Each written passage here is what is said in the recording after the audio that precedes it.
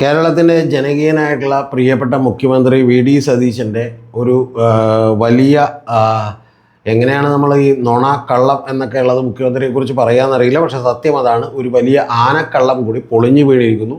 ആ പൊളിഞ്ഞു വീഴുന്നതിൻ്റെ ഉള്ളിലെ പഴയ ആരും പറയാത്ത കുറച്ച് ഡീറ്റെയിൽസാണ് എനിക്ക് പ്രിയപ്പെട്ട പ്രേക്ഷകരോട് പറയാനുള്ളത്. അതുകൊണ്ട് നിങ്ങൾ മുഴുവനായും തന്നെ ഇത് കേട്ടാലാണ് ഇതിൻ്റെ ക്ലാരിറ്റി വരിക.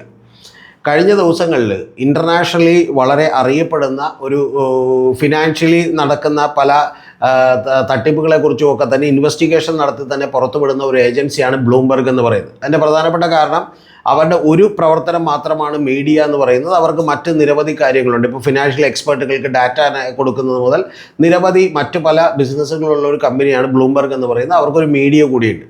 അതുകൊണ്ട് തന്നെ ലോകത്ത് നടത്തപ്പെടുന്ന പല തട്ടിപ്പുകൾ അല്ലെങ്കിൽ പല ഷെയർ മാർക്കറ്റിലെ പ്രശ്നങ്ങൾ, ഇത്തരം കാര്യങ്ങളൊക്കെ തന്നെ അവർ പുറത്തേക്ക് കൊണ്ടുവരാറുണ്ട്. പല റിപ്പോർട്ടുകളും അവർ ഇന്ത്യയൊക്കെ ലോകത്തെ തന്നെ ആദ്യമായി അറിയിച്ചിട്ടുണ്ട്. അപ്പോൾ അത്തരത്തിൽ വളരെ ഇൻ്റർനാഷണലി റെപ്യൂട്ടഡ് ആയിട്ടുള്ള വളരെ ശ്രദ്ധിക്കപ്പെടുന്ന ഒരു ആളുകൾ കേരള മുഖ്യമന്ത്രിയായിട്ടുള്ള വി ഡി സതീശൻ്റെ ഒരു ഇൻ്റർവ്യൂ എടുത്തു. പക്ഷെ അദ്ദേഹത്തിനെ സംബന്ധിച്ചോളം ഇവിടെ മാതൃഭൂമിക്കും മനോരമക്കും കൊടുക്കുന്ന പോലെ ഒരു ഇൻ്റർവ്യൂ ആയിട്ട് അദ്ദേഹം അതിനെ കണക്കൂട്ടിയിരുന്നുള്ളൂ. കാരണം അദ്ദേഹത്തിൻ്റെ പതിവ് ശീലം വെച്ച് ചില നുണകൾ കൂടി അല്ലെങ്കിൽ ചില കള്ളങ്ങൾ കൂടി ചില ഈ പറയുന്ന പോലെ അഭ്യാസങ്ങൾ കൂടി അദ്ദേഹം തട്ടിവിട്ടു. അതിലേറ്റവും പ്രധാനപ്പെട്ടൊരു കാര്യമെന്ന് പറയുന്നത് ടാറ്റ ഗ്രൂപ്പ് കേരളത്തിലേക്ക് ഒരു ഇൻവെസ്റ്റ്മെൻറ്റ് വരുന്നു. 10,000 കോടി രൂപയുടെ ഇൻവെസ്റ്റ്മെൻ്റ് ആണെന്നാണ് അദ്ദേഹം പറഞ്ഞത്. എന്ന് പറഞ്ഞാൽ ഒരു $1 ബില്യൺ ആണ്. അപ്പോൾ ഒരു 9,500 കോടി രൂപ വരും. അപ്പോൾ അത് 10,000 ആക്കി. ഇനി 500 കോടിയല്ലേ, അത്രയൊക്കെ അദ്ദേഹം തള്ളിയാലും കുഴപ്പമില്ല എന്നുള്ളത് നമ്മളൊന്ന് വിചാരിച്ചു. പക്ഷേ ഏറ്റവും പ്രധാനപ്പെട്ട കാര്യം എന്താണെന്ന് വെച്ചിട്ടുണ്ടെങ്കിൽ ഇത് ഏറ്റവും ഒടുവിൽ ഞാനടക്കമുള്ള ആളുകൾ, നമ്മളിപ്പോൾ മുഖ്യമന്ത്രിയല്ലേ പറയുന്നത്, അപ്പോൾ ഇതിൽ സംശയിക്കേണ്ട കാര്യമില്ലല്ലോ എന്ന് വിചാരിച്ച് ചാനൽ ചർച്ചകളിലും അതുപോലെ തന്നെ നമ്മുടെ യൂട്യൂബ് ചാനലുകളിലൊക്കെ തന്നെ ഞാൻ പല ഇൻ്റർവ്യൂകളും കൊടുത്തപ്പോൾ ഇത്തരത്തിലുള്ളൊരു ഇൻവെസ്റ്റ്മെൻറ്റ് വരുന്നു, അപ്പോൾ അതിനിടയിൽ എന്താണ് ഇപ്പം എന്നുള്ളത് പരിശോധിക്കണം എന്ന് തോന്നി. അതിൻ്റെ കാരണം എന്താണെന്ന് വെച്ചാൽ അദ്ദേഹം പറയുന്നത് ഗവൺമെൻറ് ഫ്രീ ആയി സ്ഥലം കൊടുക്കും എന്നുള്ളത് അദ്ദേഹം ആ ഇൻ്റർവ്യൂവിൽ പറയുന്നുണ്ട്. സ്ഥലം കൊടുക്കും, ഗവൺമെൻറ് ഞങ്ങൾ അവർക്ക് ആവശ്യമായിട്ടുള്ള സ്ഥലം കൊടുക്കും എന്ന് പറയുന്നുണ്ട്. അപ്പോൾ ഇത് രണ്ടും പറയുമ്പോൾ ഒരു മുഖ്യമന്ത്രി പറയുമ്പോൾ നമ്മളതിൽ അവിശ്വസിക്കേണ്ടെന്ന് കാര്യമില്ല. നമ്മൾ വീണ്ടും ഒരു ക്രോസ് ചെക്ക് ചെയ്യേണ്ട കാര്യമില്ല, ഫാക്ട് ചെക്ക് ചെയ്യേണ്ട കാര്യമില്ല എന്നുള്ളതാണ് നമ്മൾ സാധാരണ വിചാരിക്കുന്നത്. ഇപ്പം നമ്മുടെ പ്രധാനമന്ത്രിയോ മുഖ്യമന്ത്രിയോ ഒക്കെ നമ്മളോട് കള്ളം പറയും എന്നുള്ളത് നമ്മൾ വിചാരിക്കാൻ പാടില്ലല്ലോ. പക്ഷേ ഇദ്ദേഹത്തിൻ്റെ കാര്യത്തിൽ ഇനി മുതൽ നമ്മളങ്ങനെ ഫാക്ട് ചെക്ക് ചെയ്യണം എന്നുള്ളതാണ് നമുക്ക് മനസ്സിലാക്കുന്നത്. ഫാക്ട് ചെക്ക് ചെയ്തപ്പോഴാണ് നമ്മൾ ചില ഞെട്ടിത്തരിക്കുന്ന കാരണങ്ങൾ ഉണ്ടായിട്ടുള്ളത്. ആ കാരണങ്ങളിലേക്ക് ഞാൻ വരാം. പക്ഷെ അതിനു മുമ്പ് ഈ കമ്പനി അധികൃതർ യഥാർത്ഥത്തിൽ ടാറ്റ ഗ്രൂപ്പ് ഇത് കേട്ട് ഞെട്ടിപ്പോയി. ഇതിനെക്കുറിച്ചുള്ള വാർത്ത ബിസിനസ് സ്റ്റാൻഡേർഡ്സിലും അതുപോലെ തന്നെ ഇക്കണോമിക് ടൈംസ് ഇൻഫ്രയിലും ഒക്കെ ഇക്കണോമിക് ടൈംസിലൊക്കെ തന്നെ വന്നിരുന്നു. അപ്പോൾ ആ വാർത്തകളൊക്കെ തന്നെ കൊടുത്തു. അപ്പോൾ ഈ വാർത്തകളും ഇതൊക്കെ കൊണ്ടപ്പോൾ ഞാൻ വിചാരിച്ചു ശരിയാണെന്ന്. പക്ഷെ അപ്പോഴും എനിക്കൊരു അമ്പരപ്പുണ്ടായിരുന്നു. ആ അമ്പരപ്പം എന്താണെന്ന് വെച്ചിട്ടുണ്ടെങ്കിൽ ഞാനത് കൈരളിയിലെ ഒരു ചർച്ചയിൽ ഞാൻ പറയുകയും ചെയ്തു. ആ അമ്പരപ്പുണ്ടായത് ഈ ടാറ്റ ഗ്രൂപ്പിന് യഥാർത്ഥത്തിൽ ഇന്ത്യയിൽ ഒരു സ്ഥലത്തും തന്നെ ഇത്തരത്തിൽ ഷിപ്പ് ബിൽഡിങ്ങിൻ്റെ ഒരു കമ്പനി ഇല്ല. അപ്പോൾ ആ ഷിപ്പ് ബിൽഡിങ്ങിൻ്റെ ഒരു കമ്പനി ഇല്ലാത്തത് കൊണ്ട് തന്നെ ഇത് ഇവർ ആദ്യമായിട്ട്, പക്ഷേ ടാറ്റ എന്ന് പറയുന്ന ഒരു ഗ്രൂപ്പ് വലിയ ഗ്രൂപ്പാണ്. അവർക്ക് 95-100ഓളം കമ്പനികളുണ്ട് ഇപ്പോൾ യഥാർത്ഥത്തിൽ ഐ ടി ഗ്രൂപ്പിൻ്റെ കീഴിൽ തന്നെ. അതിൽ ഏറ്റവും വലുത് നിങ്ങൾക്കെല്ലാം അറിയുന്ന TCS എന്ന് പറഞ്ഞ കമ്പനിയാണ്. അവരാണ് അവരുടെ 65% റവന്യൂ കൊടുക്കുന്നത്. പിന്നെ നമുക്കറിയുന്നതും അറിയാത്തതായിട്ടുള്ള ഇപ്പോൾ സുദിയോ മുതൽ സൂപ്പർ മാർക്കറ്റുകൾ മുതൽ നിരവധി കമ്പനികൾ യഥാർത്ഥത്തിലുണ്ട്. അപ്പോൾ അതിൻ്റെ ലിസ്റ്റിങ്ങിലേക്കൊന്നും ഞാൻ പോകുന്നില്ല. അതുപോലെ സെറാമിക് പ്ലേറ്റ്സ് അടക്കം പ്രൊഡക്ഷൻ നടത്തുന്ന നിരവധി കമ്പനികളുണ്ട്. അപ്പോൾ അത് ടെക്ല എന്നൊക്കെ പറയുന്ന അങ്ങനെ കമ്പനികളൊക്കെ നിരവധിയുണ്ട്.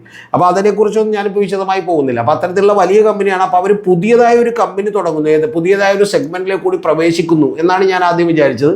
അപ്പോൾ അങ്ങനെ പ്രവേശിക്കുമ്പോൾ അത് ആദ്യത്തെ പ്രൊജക്റ്റ് തന്നെ കേരളത്തിൽ ചെയ്യുന്നു എന്നുള്ളത് തന്നെ അത്ഭുതപ്പെടുത്തിയ ഒരു കാര്യമാണ്. കാരണം അവർക്ക് ഇന്ത്യ മുഴുവനുള്ള വലിയ ഗ്രൂപ്പാണെന്നുള്ളത് നിങ്ങൾക്കറിയാം. ഇപ്പോൾ അവരുടെ സൂപ്പർ മാർക്കറ്റുകളൊന്നും നമ്മുടെ കേരളത്തിലേക്ക് വന്നിട്ട് പോലുമില്ല.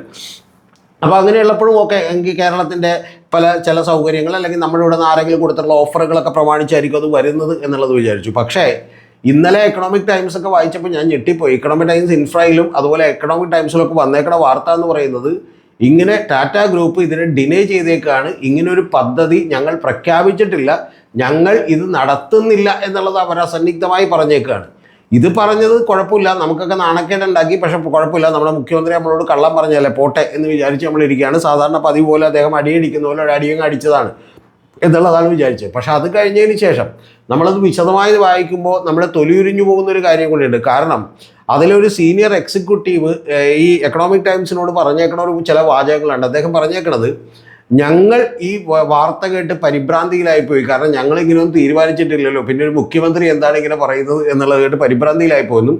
രണ്ടാമത്തെ കാര്യം അദ്ദേഹം പറയുന്നത് കുഴപ്പമൊന്നുമില്ല, റിസൾട്ട് ഉണ്ടാക്കണം എന്ന് പറയുന്ന പ്രഷർ ഉള്ളപ്പോൾ വെറുതെ പറഞ്ഞു പോയതായിരിക്കും എന്നുള്ളത് കൂടിയാണ് അദ്ദേഹം പറഞ്ഞേക്കുന്നത്. എന്ന് പറഞ്ഞാൽ അദ്ദേഹം പച്ചയെ പറഞ്ഞേക്കുന്നത് നമ്മുടെ മുഖ്യമന്ത്രിയുടെ കയ്യിൽ പ്രതിപക്ഷത്തിൻ്റെ അടുത്തുനിന്നോ അല്ലെങ്കിൽ ജനങ്ങളുടെ അടുത്തുനിന്നോ ഒരു പ്രഷർ ഉണ്ടാകുമ്പോൾ അദ്ദേഹം വെറുതെ ഒരു നുണ അതിൻ്റെ ഭാഗമായിട്ട് പറഞ്ഞതായിരിക്കും എന്നുള്ളതാണ് പറയുന്നത്. ഒന്ന് ആലോചിച്ച് നോക്കിയേ, കേരളീയൻ എന്നുള്ള നിലക്ക് ഒരു ഇന്ത്യക്കാരൻ എന്നുള്ള നിലക്ക് തന്നെ നമുക്ക് നാണക്കേടാണ്. കാരണം ഇത് വിദേശത്തുള്ള ആളുകളടക്കം നിരവധി ആളുകൾ വായിക്കുന്ന, ബിസിനസ്സൊക്കെ അറിയുന്ന ആളുകൾ ശ്രദ്ധിക്കുന്ന ഒരു വാർത്തയാണ്. പ്രത്യേകിച്ചും ബ്ലൂംബർഗിന് അദ്ദേഹം കൊടുത്തിട്ടുള്ള ഇന്റർവ്യൂവിൽ അദ്ദേഹം വ്യക്തമായി പറയുന്നുണ്ട് ടാറ്റ ഗ്രൂപ്പ് 10,000 കോടി രൂപ ഇൻവെസ്റ്റ് ചെയ്യുന്നു. അതിൽ തന്നെ $1 ബില്യൺ എന്ന് പറയുമ്പോൾ ഏതാണ്ട് 9,500 കോടിയാണ് വരിക. പക്ഷേ 500 കോടിയിൽ അദ്ദേഹം തള്ളിയുള്ളൂ എന്ന് വിചാരിച്ച് ഞാൻ പോട്ടെ എന്ന് വെച്ചു. കാരണം 500 കോടിയുടെ തള്ളൊക്കെ പുള്ളിനെ സംബന്ധിച്ച് നിസാരമാണ്.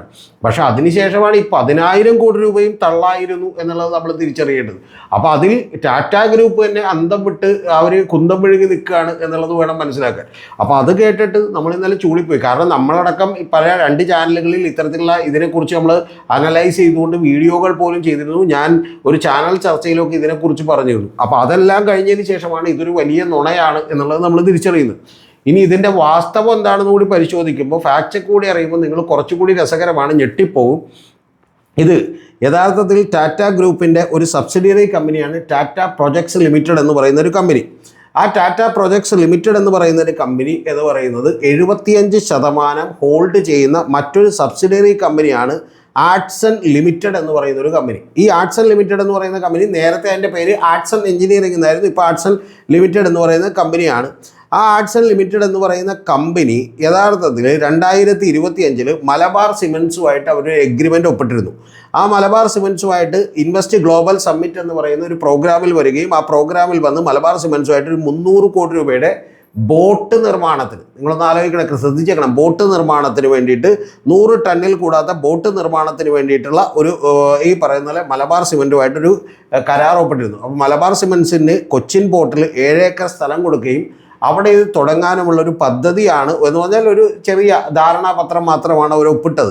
അങ്ങനെ ഒപ്പിട്ടിട്ടുള്ള 300 കോടി രൂപയുടെ ആ പ്രൊജക്റ്റിനെ കുറിച്ചാണോ നമ്മുടെ മുഖ്യമന്ത്രി 10,000 കോടി രൂപ എന്ന് പറഞ്ഞതിൽ എന്നുള്ളത് നമുക്കറിയില്ല. പക്ഷെ അത് യഥാർത്ഥത്തിൽ ഒരു ബോട്ട് നിർമ്മാണത്തിൻ്റെ കാര്യമാണ്. അത് 2 കാര്യങ്ങളിൽ മാറി. ഒന്ന് 300 കോടി എന്നുള്ളത് 10,000 കോടി രൂപയായി. രണ്ടാമത്തേത് ഷിപ്പ് ബിൽഡിങ്ങും അതുപോലെ തന്നെ അത്തരം ഈ പറയുന്ന പോലെ കപ്പൽ നിർമ്മാണത്തിലേക്കൊക്കെ കടന്നു. പിന്നെ സതീശനാകുമ്പോൾ നമുക്ക് അവിടെ വരെയൊക്കെ എത്താം.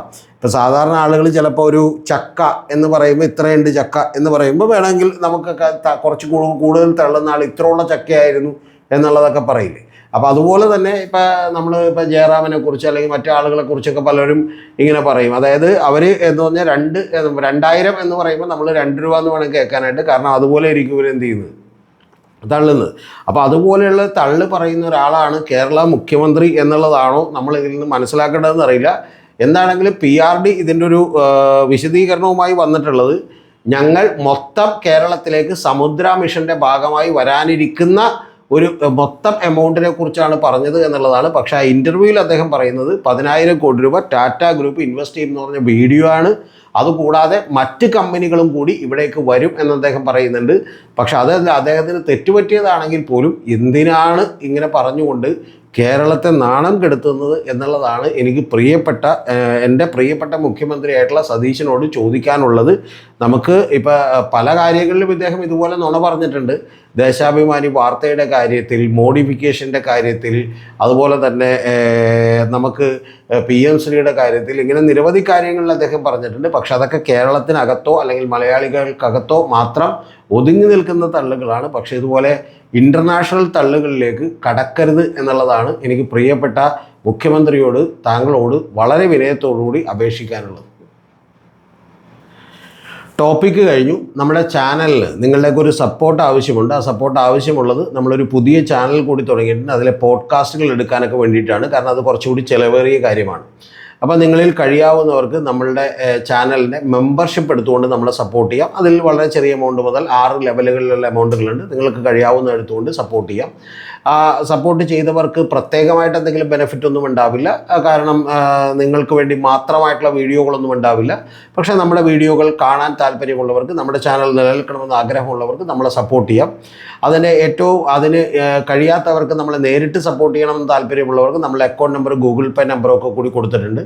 ഇതിലേറ്റവും പ്രധാനപ്പെട്ട കാര്യം എന്ന് പറയുന്നത് നമ്മുടെ പുതിയൊരു ചാനൽ കൂടി തുടങ്ങിയിട്ടുണ്ട്. ആ ചാനലിൽ കേരളത്തിൽ മറ്റാരും പറയാത്ത, ഇതുവരെ നിങ്ങളോട് ആരും തന്നെ സംസാരിച്ചിട്ടില്ലാത്ത ചില സത്യങ്ങളുടെ കഥകൾ നിങ്ങളോട് പറയുന്നുണ്ട്.